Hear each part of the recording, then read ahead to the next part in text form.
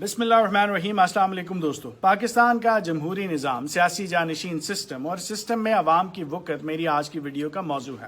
دوستو، ملتان کے چوک گھنٹہ گھر میں آصفہ بھٹو زرداری کے سیاسی لانچ کی تقریب آپ کو یاد ہوگی۔ آصفہ کے خطاب سے پہلے ان کا شجرہ یعنی بھٹو خاندان سے تعلق بیان کیا گیا، جس پر عوام جھوم اٹھے، نعرے لگائے اور یوں آصفہ سٹیج پہ آئیں، تقریر شروع کی اور اپنی سیاسی عمر کے پہلے ہی منٹ میں انہوں نے موجودہ وزیر اعظم کو یہ دھمکی لگائی کہ سلیکٹڈ کو جانا ہوگا، جس پر عوام نے پھر سے وہی کیا جتنی ان کی وقت اس جمہوریت میں ہے، یعنی عوام پھر سے جھوم اٹھے اور نعرے لگائے۔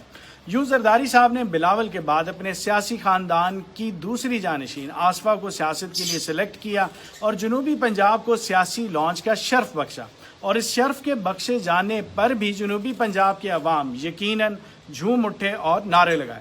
دوستو، کہنے کو تو جمہوریت کی بنیادی اساس عوام ہے، یعنی عوام کی حکومت عوام کے لیے ہوتی ہے، لیکن بصد افسوس پاکستان میں جمہوریت سے مختلف ہے۔ اس میں جمہور یعنی عوام صرف جھوم اٹھنے، نعرے لگانے اور ووٹ دینے کے لیے ہیں، اور حکمرانی کے لیے الگ سے مختلف برانڈز کے حکمران خاندان ہیں، جو آگے چل کر مختلف دھڑوں یا کلبز میں تقسیم ہے، جسے سیاسی پارٹیاں کہتے ہیں۔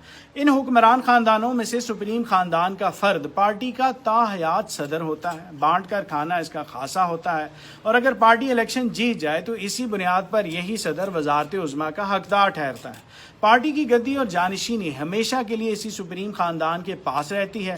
جانشین خود کو مستقبل کا حکمران سمجھتے ہیں، جس کے لیے اہلیت کا معیار حکمرانی کے خواب دیکھتے رہنا ہوتا ہے، اور ان جانشینوں میں سے عوام نہیں بلکہ ان جانشینوں کے ابو انہیں حکمرانی کے لیے سلیکٹ کرتے ہیں، اور عوام اس سلیکشن پر جھوم اٹھتے، نعرے لگاتے اور ووٹ دیتے ہیں۔ آپ کو مریم بی بی کا بیان کہ ہم حکمران خاندان ہیں اچھی طرح سے یاد ہوگا، اور آج مریم جانشین اور وزارت عظمیٰ کی امیدوار ہیں۔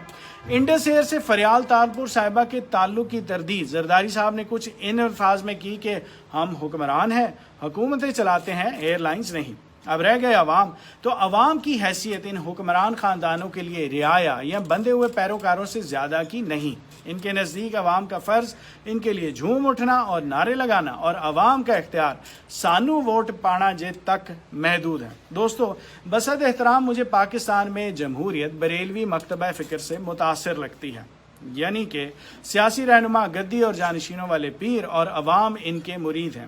یعنی اس سچویشن کو میں یوں بیان کروں گا کہ جمہوریت کا یہ کھوٹ ہے کہ جمہور بس ووٹ ہیں، لکیر کے فقیر ہیں، ووٹ ان کا کام اور ان کی حیثیت غلام ہے۔ اس جمہوریت نظام میں جمہور کو آزادی دو، جو آزاد ہوں ہر جال سے، اس ہر طرح کی چال سے جو ان کو گھیرے رکھتی ہے اور تابع تیرے رکھتی ہے تم سیاست کے سرداروں کے اور ایک دوسرے کے یاروں کے، جو بڑی گدی والی سرکار ہیں، اور پھر جانشین تیار ہیں۔ رانی بیٹی راج کرے گی، راجہ بیٹا راج کرے گا، یہ راج ہم پہ کرتے ہیں اور ہم ان کی مالا جپتے ہیں، ان کا سکھایا پڑھتے ہیں کہ ہم وفادار ہیں اور اتنے تابع دار ہیں کہ مر مٹنے کو تیار ہیں، سرکار کریں جو ایک اشارہ، حاضر حاضر لہو ہمارا۔ ایسے نعرے یہ لگواتے ہیں اور اپنی حیثیت منواتے ہیں کہ نمبر انہی کا آنا ہے، کل بھی مولانا تھا، آج بھی مولانا ہے اور بعد بھی مولانا ہے۔ تم کتنے بھٹو مارو گے، کل بھی بھٹو زندہ تھا، آج بھی بھٹو زندہ ہے۔ نواز کی مسلم لیگ اب مریم کی میراث ہے، اور اب یہی جمہور کی آس ہے۔ دوستو، میرا یہ ماننا ہے کہ عوام اور حکمران خاندان کی اس اسٹیٹس کو تفریق میں قصور حکمران کلاس کا نہیں بلکہ عوام کلاس کا ہے۔ اس تفریق کو دور کرنے کے لیے ہمیں سب سے پہلے یہ دیکھنا ہے کہ ہم نے جانے یا انجانے میں اپنے سیاسی قائد یا لیڈر کو اپنے دل کے سب سے اوپری یعنی ایمانیات کے خانے میں تو نہیں رکھ بیٹھے، اور انجانے میں کسی ایسے درجے پر تو نہیں پہنچا بیٹھے کہ جس کا وہ اہل نہیں۔ اس کا چیک بہت آسان ہے۔ آپ کے سیاسی لیڈر کے خلاف کوئی تنقید کی جائے، کوئی الزام لگے جو سچ بھی ہو، تو کیا آپ اسے ماننے کے لیے تیار ہوتے ہیں یا نہیں؟ کہیں ایسا تو نہیں کہ آپ اپنے لیڈر کی معصومیت کی قسمیں کھاتے، خود سے دلیلیں گھڑتے اور ایسے گواہی دیتے پھرتے ہیں جیسے کہ آپ ان کے ساتھ روز اٹھتے بیٹھتے اور ان کے معاش کے معاملات کو ذاتی طور پر جانتے ہیں۔ دل میں جھانک کر دیکھیں، اگر ایسا ہے ایک چھوٹا سا کام کریں، انہیں دل کے ایمانیات سیکشن سے نکال کر انہیں ان کی اصل جگہ یعنی سیاسیات سیکشن میں ہمیشہ کے لیے رکھ لیں، اور اس بات کو اپنے ایمان کا حصہ بنا لیں کہ زرداری، شریف خان یا دور حاضر کا کوئی سیاسی لیڈر ہمارے جیسے ہی انسان اور خطا کار ہے۔ غلطی کسی بھی درجے کی کر سکتے ہیں، اور اگر ایسا ہو تو ہم کھلے دل سے اس کو مان کر ان سے سوال کریں، اس بات کو ذہن نشین کر لیں کہ ہم یعنی ووٹر سیاست دانوں کے نہیں بلکہ اس ملک کے وفادار ہیں۔ ہم ان کا ساتھ دیں، ہمارا ان پر احسان، اور ان کو چھوڑ کر کسی دوسری پارٹی کو ووٹ دینا ہمارا سیاسی اختیار اور حق ہے۔ ہم ووٹر نہیں بلکہ صرف اچھے کام کے سپورٹر ہیں، ورنہ ووٹ ہمارا ایسا ہتھیار ہے جو ان کے خلاف استعمال ہو سکتا ہے۔ لہٰذا پرانی ڈگر چھوڑیں، اپنے مزاج میں تبدیلی لائیں اور سیاست دانوں کو ان کے اصل مقام پر لائیں۔ ان کو یہ بتائیں کہ آج کے بعد لیڈر کی کال نہیں، عوام کی کال پر لیڈر لبیک کہے۔ قائد تیرے جانثار بے شمار نہیں، یہ نعرہ بدلیں، اپنا قد اور وزن بڑھائیں۔ قائد تیرے جانثار میں نہیں ان میں شمار، تو جان مال مجھ پہ وار۔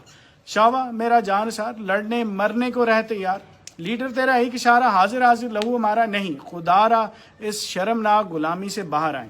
لیڈر تو کرتا رہ اشارہ، اتنا عرضہ نہیں لہو ہمارا کہ تو کہے اور ہم نے وارا۔ نہ میں پگلا ہوں نہ میں بیچارہ، تم لیڈر ہو خود قدم بڑھاؤ، ہم پہ کیا احسان ہے؟ سڑک پہ آؤ، دھکے کھاؤ، مارے کھاؤ، جیل میں جاؤ، پھر ہم تمہارے ساتھ ہیں۔ جناب دے نعرے وجن گے نہیں، ایسے نہیں، صرف ایک شرط پہ، جناب دے نعرے وجن گے جے کم چج دے کرن گے، ورنہ جناب نو ووٹر لبن گے۔ جناب تے نعرے کسن گے کہ ووٹر ساڈا شیر ہے، انہاں منگدا ہیر پھیر۔ یاد رکھیں، آپ سیاست دانوں کو اتنی ہی اہمیت دیں جتنی اہمیت وہ آپ کو دیتے ہیں۔ جس لیڈر کے گھر کے قریب سے بھی ہم نہیں گزر سکتے، اس کی خاطر ہم اپنے ہی گھروں میں لڑائیاں ڈال لیتے ہیں۔ خود کو خود بدلیں، اپنا قد کاٹ وقار بڑھائیں، اپنے ووٹ کو خود عزت دیں، اپنے لیے اپنی جمہوریت لائیں۔ سیاست سے موروثیت کی میراثیت کو اور جانشینی کو ختم کریں اور کروائیں۔ حکمران اور عوام کلاس کی تفریق کو ختم کریں اور کروائیں۔ حکمران کلاس کی نہیں، عوام کی حکومت بنائیں اور سمجھیں کہ اس رزق سے موت اچھی۔ سیاسی قائدین کی وکالت اور پیروی چھوڑ کر ان سے خدمت کروائیں جس کے لیے وہ چنے جاتے ہیں۔ اگر کام نہ آئے تو ان کی چھٹی کرا دیں۔ امید ہے آپ کو میرا مشورہ ضرور پسند آئے گا۔ بہت شکریہ۔